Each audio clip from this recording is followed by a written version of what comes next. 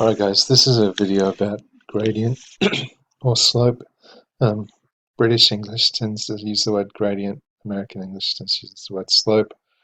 Slope's probably an easier word to understand, but we like to be traditional sometimes. Okay, it's a measurement of how steep a line is. Have a think about what would be the best way to do it. Well, the standard way that we've come up with is the formula change in y over change in x. Or you might think the vertical step over the horizontal step. Or I'm going to use the terminology rise over run. Could think of it as up versus across. Or, you can't see that very well, sorry, delta x over delta y, y2 minus y1 over x2 minus x1. So we're looking at the difference, the change in the y over the change in the x. Rise over run. Here's lots of examples. Okay, to go from here to here, the start of the line on the left to the and the line on the right, we run 3 and we rise up 3. So the gradient is 3 over 3, 1.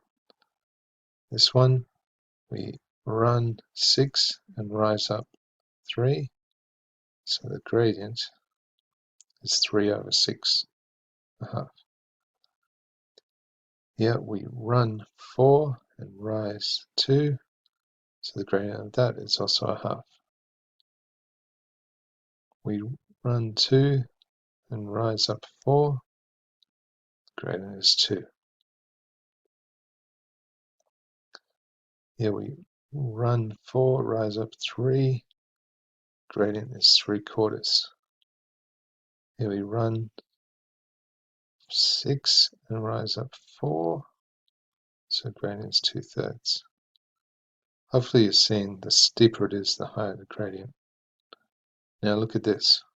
So to go from left to right, we run 4 and we go down. So we don't actually rise, or we'll call it a negative rise. So we're going down, so that's a negative rise. So that gradient is -1. Here we've run 2, and now rise is -4. So the gradient's -2. So if as you go from left to right, you're going down, that's going to be a negative gradient. From left to right going up is positive gradient. Okay, so here's 2 more negative ones. We run 5, rise -1, or fall -1. So that's -1 over 5. And then run 5, fall 3, so rise -3. It's -3/5. Okay, pause the video, see if you can work out the gradient of each of these lines. Write it down and then check your answers. Okay, here are your answers. A equals -2, B equals 3/4, C equals 4/3, and D equals a half. A is the only one that is going down from left to right. The others are going up from left to right. So A is negative, the others are positive. Cool. Some special cases now. See, this one has a run of 12, a rise of -1, which is -1/12. This has a run of 12 and a rise of a half. So that's gradient's 1/24. So when they're pretty flat kind of lines, they're going to have a small gradient. When it's an absolutely flat line, here we run 6 and rise 0, the gradient's going to be 0 over 6, which is 0. So horizontal lines, flat lines, horizontal lines, have a gradient of 0 always.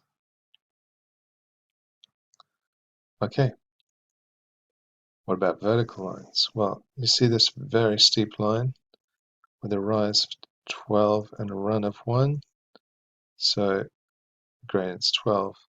This one's even steeper. It has a rise of 12 and a run of 0.2, so it's 60. So the steeper it gets, the higher the number, What about this ultimately straight one? Okay, so it's rising 12, running 0. 12 divided 0 is undefined. It's infinity. So that we have a gradient of infinity, or an undefined gradient. So take a minute now, write down your answers to these, pause the video, and then we'll check them. Okay, so A is negative 1/3, B is 1, C is 1/4, D is 0, E is 1/3, and F is infinity or undefined. Okay, cool. Couple more special. It's not so easy to always use the formula rise over run. Okay, sometimes we'll have to think of it in terms of coordinates. So for this one, for example, we'll take these two coordinates, or if you don't have a picture and they just give you coordinates, this is what you've got to do. But it's the same idea. y2 minus y1 means this is y2, there's 2 over here, and this is y1, there's 0 here. This is x2 and x1. Alright, the point on the left is x1, y1, the point on the right is x2, y2. That's the first point, that's the second point. Alright, that's what the 2 and 1 mean. So we do 2 minus 0 over 4 minus 0. Gradient equals a half. This time, picking 2 points. Okay, I can work out the rise of a run if I've got a nice drawing like this, but otherwise I'll have to do 5 minus negative 1 over 5 minus 1. That y2 minus y1 over x2 minus x1. And I get 1.5. One more. This one's obviously negative. We've got 2 points here. Okay, so this is y1, this is y2, so I'll do 1 minus 4 over 3 minus 1. Get negative 1.5. If I just check it, that's down 3 across 2, so negative 3 over 2. Yep.